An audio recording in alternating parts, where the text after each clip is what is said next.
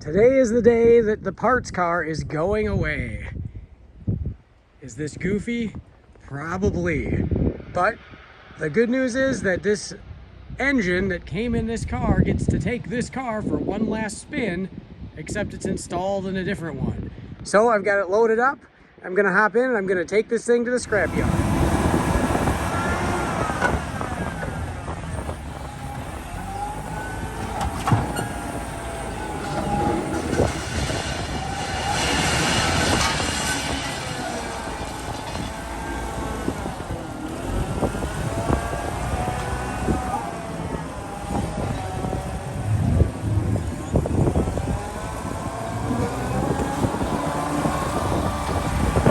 Well, I'm back from the scrapyard, and I got $36.